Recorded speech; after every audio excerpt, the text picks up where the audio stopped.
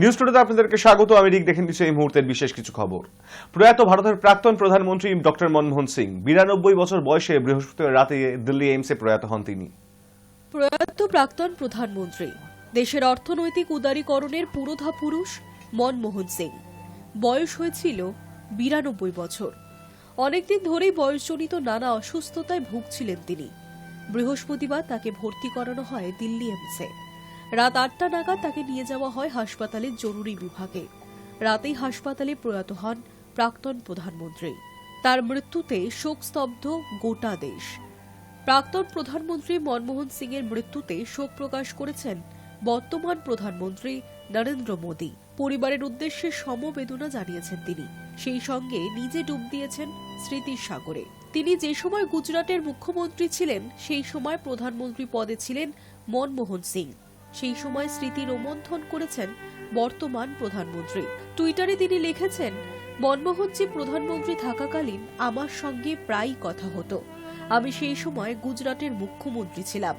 সরকার পরিচালনার বিভিন্ন বিষয়ে আমরা কথা বলতাম। সবসময় তার জ্ঞান প্রকাশ পেত কথাবার্তায়। তিনি এও লেখেন, প্রসিদ্ধতম দেশনায়কদের মধ্যে অন্যতম ছিলেন মনমোহন সিং।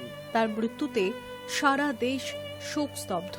প্রাক্তন প্রধানমন্ত্রী মনমোহন সিং এর প্রয়াণে 7 দিনের জাতীয় শোক ঘোষণা করেছে কেন্দ্র। বৃহস্পতিবার রাতে কেন্দ্রীয় স্বরাষ্ট্র মন্ত্রকের যুগ্ম সচিব, দেশের সকল মুখ্য সচিব এবং অন্য উচ্চ পদস্থ আমলাদের এই মর্মে চিঠি দিয়েছেন। চিঠিতে বলা হয়েছে, মনমোহন সিংকে শ্রদ্ধা জানাতে বৃহস্পতিবার থেকে বুধবার অর্থাৎ 1 জানুয়ারি পর্যন্ত দেশে জাতীয় শোক চলবে। জাতীয় শোক ঘোষণা হওয়ার অর্থ এই সময় দেশের সর্বত্র জাতীয় পতাকা অর্ধনমিত থাকবে এবং সরকারি স্তরে কোনো বিনোদনমূলক অনুষ্ঠান হবে না। সূত্রের খবর, শুক্রবার সমস্ত সরকারি কর্মসূচিও বাতিল করতে চলেছে কেন্দ্র। কংগ্রেস 7 দিনের জন্য সব দলীয় কর্মসূচি বাতিল রাখার সিদ্ধান্ত নিয়েছে। কর্ণাটক সরকার ইতিমধ্যেই 7 দিনের জাতীয় শোক ঘোষণা করেছে। কর্ণাটকের মুখ্যমন্ত্রীর দফতরকে উদ্ধৃত করে সংবাদ সংস্থা ANI জানিয়েছে, শুক্রবার সরকারি ছুটি ঘোষণা করেছে সে রাজ্যের সরকার।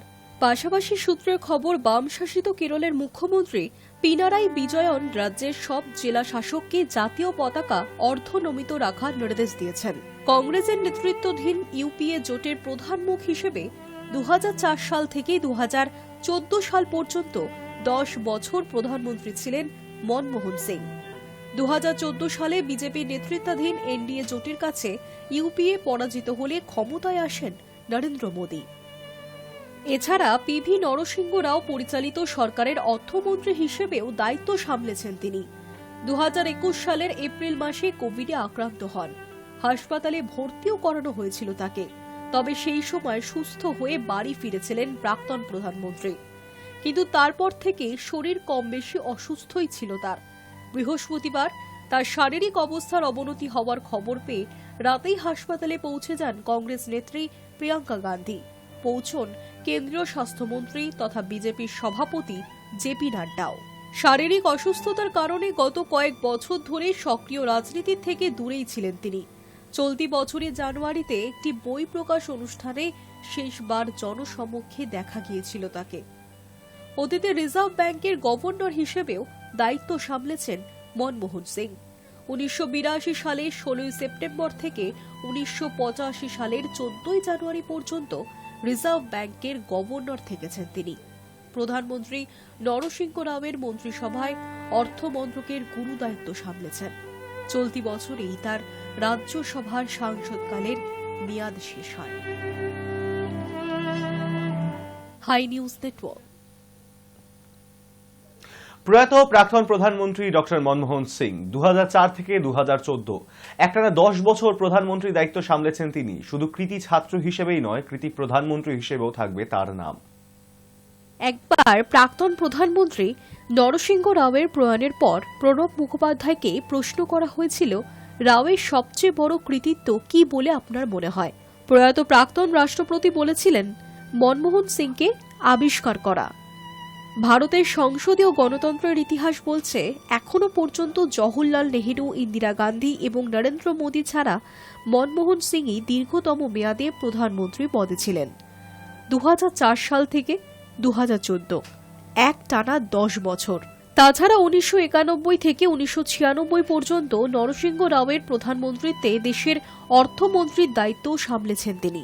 সামলেছেন রিজার্ভ ব্যাংকের গভর্নর, যোজনা কমিশনের ডেপুটি চেয়ারম্যান, রাজ্যসভায় বিরোধী দলনেতার পদও। অবিভক্ত পাঞ্জাবের প্রত্যন্ত গ্রাম থেকে তার জীবনের যাত্রা শুরু। দেশভাগের পর পরিবারের সঙ্গে শরণার্থী হয়ে চলে আসেন ভারতে।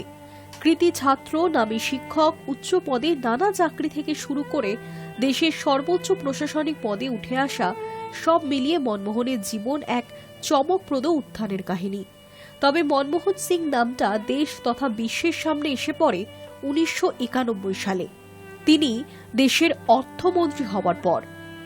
রাওয়ের জামানায় অর্থমন্ত্রী হিসেবে দেশের আর্থিক সংস্কার কর্মসূচির সঙ্গে একাকার হয়ে গিয়েছে মনমোহন সিংয়ের নাম।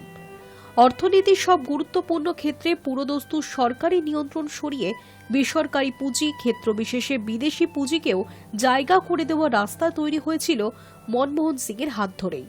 5 বছর অর্থমন্ত্রী থাকাকালীন তুমুল বিতর্কের কেন্দ্রে ছিলেন তিনি।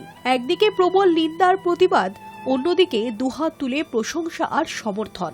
ঘটনাচক্রে মনমোহন সিং দেশের অর্থমন্ত্রী হওয়ার কয়েক মাসের মধ্যেই ভেঙে পড়েছিল সোভিয়েত ইউনিয়ন।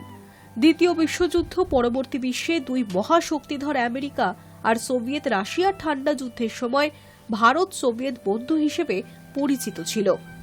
দ্বিপাক্ষিক বন্ধুত্বের এই ভরকেন্দ্র প্রথম বদলাতে শুরু করে অর্থমন্ত্রী হিসেবে মনমোহন সিংয়ের একের পর এক নীতি বা সিদ্ধান্তের হাত ধরে। নতুনভাবে দানা বাঁধতে শুরু করে ভারত আর আমেরিকার সম্পর্ক। অর্থমন্ত্রী মনমোহন সিংয়ের নীতি সবচেয়ে বেশি সমালোচনার মুখে পড়েছিল বামপন্থীদের। আবার সেই বামেদের সমর্থনেই কিন্তু 2004 সালে প্রধানমন্ত্রী হন তিনি। তবে 2008 সালে ভারত আমেরিকা পরমাণু চুক্তির বিরোধিতা করে বামেরা। বামেদের হুঁশিয়ারি উপেক্ষা করেই আমেরিকার সঙ্গে পরমাণু চুক্তি সইয়ের সিদ্ধান্তে অবিচল থাকেন মনমোহন সিং। তার সরকারের উপর থেকে বামেরা সমর্থন তুলে নেয়, যদিও আস্থা ভোটে জিতে টিকে যায় তার সরকার। প্রথম এবং দ্বিতীয় ইউপিএ সরকারের প্রধানমন্ত্রী হিসেবে বেশ কিছু সাহসী সিদ্ধান্ত নিয়েছে তার সরকার। আর্থিক সংস্কারের পাশাপাশি গরিব জনগোষ্ঠীর সামাজিক সুরক্ষা সুনিশ্চিত করার বিষয়টিকেও মনমোহন সিং নতুন উচ্চতায় নিয়ে গিয়েছিলেন। 100 দিনের কাজের প্রকল্প তার সরকারেরই অবদান। ভারতের ইতিহাসে মনমোহন সিং একমাত্র প্রধানমন্ত্রী যিনি আগে নিজের অবসরের কথা ঘোষণা করেছিলেন। 2014 লোকসভা নির্বাচনের 5 মাস আগে জানিয়ে দিয়েছিলেন ভোটের ফলাফল যাই হোক না কেন তিনি আর প্রধানমন্ত্রী পদে থাকবেন না। তার ব্যক্তিগত সততা এবং নিষ্ঠা নিয়ে কোনোদিন প্রশ্ন তোলার সুযোগ পাননি বিরোধীরা। 2008 সালে বিশ্বজুড়ে যখন আর্থিক মন্দার সময় চলছে, তখনও ভারতের গায়ে বড় আঁচ লাগেনি। Hi news network.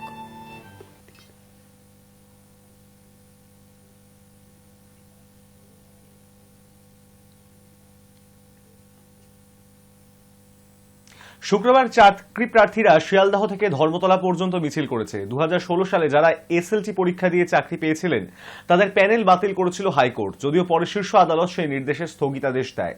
রাজ্য সরকার যেন উপযুক্ত প্রমাণ দিয়ে প্যানেল রক্ষা করে সেই দাবিতেই মিছিল করেছেন চাকরি প্রার্থীরা।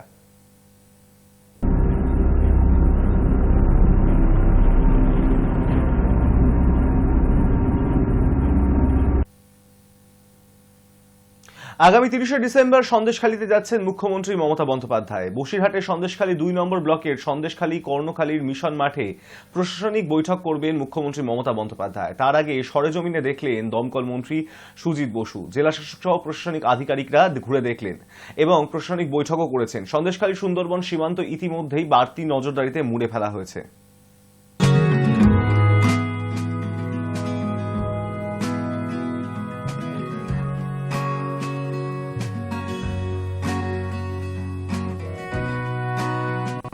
আপনারা নিশ্চয়ই জানতে পেরেছেন যে বিভিন্ন পত্রপত্রিকা আপনারা জানেন যে সরকারি কিছু জিনিসপত্র এখান থেকে প্রদান হবে।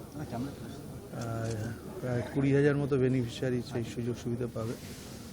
সেটা ডিএম সাহেবরা করছেন, পুরোটাই সরকারি প্রোগ্রাম।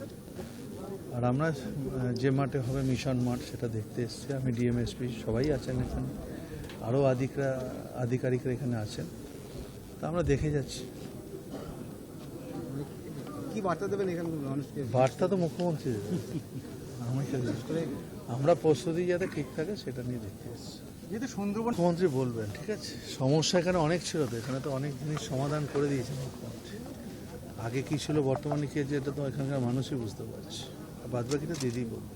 আদালতের নির্দেশ মতো কিছু জমি ফেরত দেওয়া আমার মনে হয় না, যাদের সমস্যা ছিল সেগুলো আমরা অনেকটাই জমি অনেকেরই ফেরত হয়েছে। বাদ বাকিগুলো যদি এমনি কেস থাকে সেগুলো কেস টু কেস দেখছেন, ডিএম তো দেখছেন। ক্রিকেট খেলাকে কেন্দ্র করে ধুন্ধুমার পরিস্থিতি তৈরি হলো মুর্শিদাবাদে। যুবককে মারা হলো ধারালো অস্ত্রের কোপ। ক্রিকেট খেলাকে কেন্দ্র করে ধুন্ধুমার পরিস্থিতি মুর্শিদাবাদে। যুবককে মারা হলো ধারালো অস্ত্রের কোপ। মুর্শিদাবাদের কান্দি থানা শ্বাসপাড়া এলাকায় ক্রিকেট খেলাকে কেন্দ্র করে এক যুবককে ধারালো অস্ত্র দিয়ে খুনের চেষ্টার অভিযোগ উঠল একদল যুবকের বিরুদ্ধে। পুলিশ সূত্রে খবর, আহত যুবকের নাম তাসিম শেখ, বাড়ি কান্দি থানার নামুপাড়ায়। দিন কয়েক আগে শ্বাসপাড়ার মাঠে কামারপাড়া এবং নামুপাড়ার মধ্যে একটি ক্রিকেট ম্যাচ হয়। ম্যাচ চলাকালীন তাসিম শেখ পরপর 3টি বলে 3টি 6 মারে। তারপরই দুই দলের মধ্যে শুরু হয় বচসা। সেই বচসা গড়ায় মারপিটে।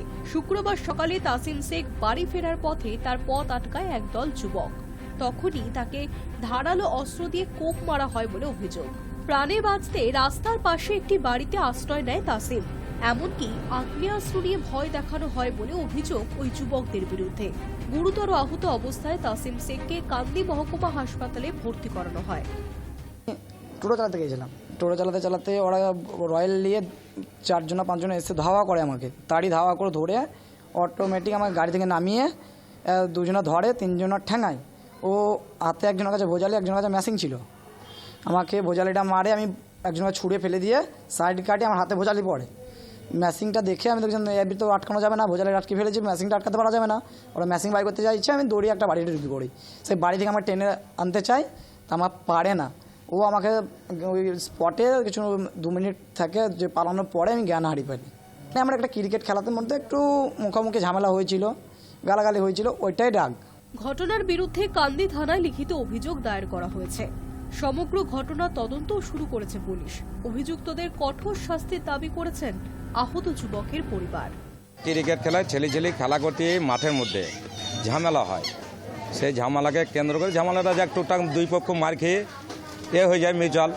টোটো নিয়ে ভাড়া নিয়ে যাচ্ছিল শ্বাসপাড়ার দিকে। ওকে 2-4 জনা ধরে, আরও মেলাই ছিল, যাক ভোজালি মারার চেষ্টা করেছিল, বুকে হাত দিয়ে আটকায়। শাবল রড দিয়ে 20 পার ছেলেটাকে মারা, হাত পা সবই চোট। এখন কতদিনে ঠিক হবে ঠিক নাই। এবার আইনত ব্যবস্থাতে যা হবে তাই আমাদেরকে করতে হবে, কেসে তো করতেই হবে। High news network. এক্স হ্যান্ডেলে আওয়ামী লীগের তরফে লেখা হয়, ইউনূস সরকারের অধীনে কেউ সুরক্ষিত নয়, সংবিধানের কোনো মান্যতা দেয় না বর্তমান সরকার। বড়দিনের আনন্দে সকলেই যখন উৎসুক, সেই সময় বান্দারবনে খ্রিস্টানদের 17 বাড়িতে আগুন লাগিয়ে দেয় মৌলবাদীরা। স্থানীয়রা দাবি করেন তাদের গ্রাম ছাড়ার পর্যন্ত হুমকি দেওয়া হয়েছে, কিন্তু এই অভিযোগ সম্পূর্ণ নাকচ করেন সেখানকার পুলিশ এবং প্রশাসন।